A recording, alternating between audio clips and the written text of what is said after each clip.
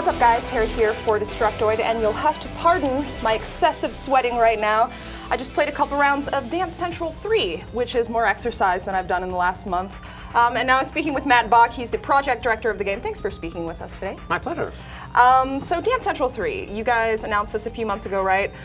This is not just a reskinned version of Dance Central 2 with a few new songs. You guys are actually adding an entire story mode to this, right? Yep, so in Dance Central 2 we had a sort of lighter weight story mode. You get to meet the different crews in Dance Central and then face off against Dr. Tan.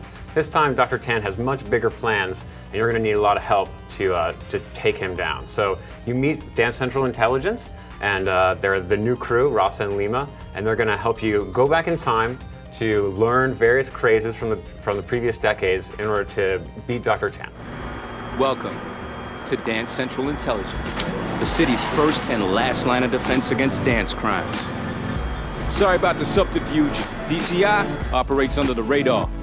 We received numerous reports of your mad skill. So Dr. Tan wants to obliterate all freestyle dancing? Like, what's his motive here? He's about structured dance. So he likes dance crazes, people doing the same sort of thing. He doesn't really want people to be too expressive. He wants to control dance and you know, make everyone dance the same way. Take all the fun out of it, basically. Yeah, take all the personal expression out of it. Dr. Tan.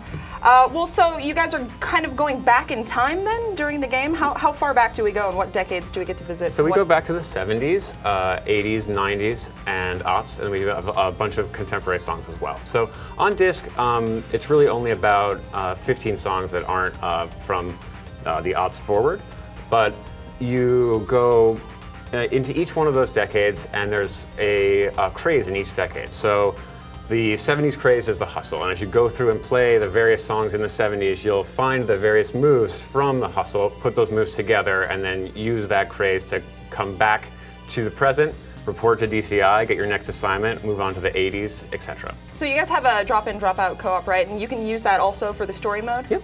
Okay, terrific. Tell us about these mini games, because I heard there's a couple new ones you guys are adding. Yeah, so we have a really awesome party experience, and it's sort of split into two types of parties. We have this thing called Crew Throwdown and another mode called Party Time. Party Time, we imagine you sort of leave it on at a party. It's really easy for people to get up, play songs, low friction, just high five to start, swipe to change songs. And we have new modes that we're introducing that are in both of those different, new mini games we're introducing in both of those modes. So one that we showed today was called Strike a Pose, and you basically are frantically trying to get as many poses as you possibly can to defeat your opponent, and the characters are switching back and forth between really fun poses. I did really good at that one, just saying. I'm great at striking poses. And then we have a mode called Make Your Move, which we showed off a bit at E3. It's gotten a lot of polish since then, and you get to basically create your own move, challenge your friend to do it, and then vice versa until you've made a total of 4 moves. We sequence those moves together into a routine. You dance the routine, and whoever's got the most moves at the end wins. And we also have a mini game called Keep the Beat.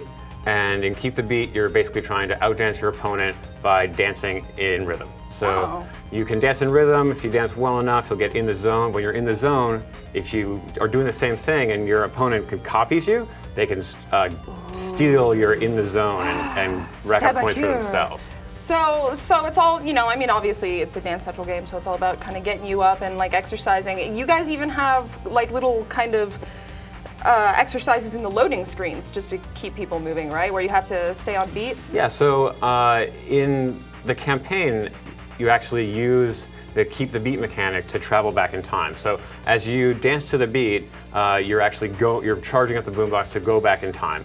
And then, you know, that same visualization is active in most of the loading screens, so you can just keep moving, keep having fun. And you guys have the whole catalog and everything available in terms of songs and everything? Yep, so we're fully compatible with all the songs from Dance Central 1 and 2 if you export them, in addition to all the DLC that's been released for Dance Central 1 and for Dance Central 2.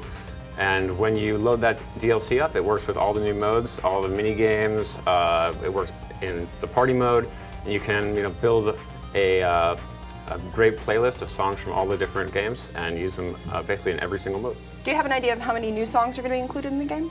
So we have more than 40 songs on the disc, and they're split between about 15 songs for the retro decades, and then the rest are super contemporary, lots of really great hits. Do you guys have any idea when this is going to be hitting stores yet? The game will be in stores on October 16th in North America. All right, terrific. Well, thank you so much for chatting with us. Do the high five? High five to start? Yeah, high five, that's right. As always, make sure you guys are subscribed here for more embarrassing videos of me dancing.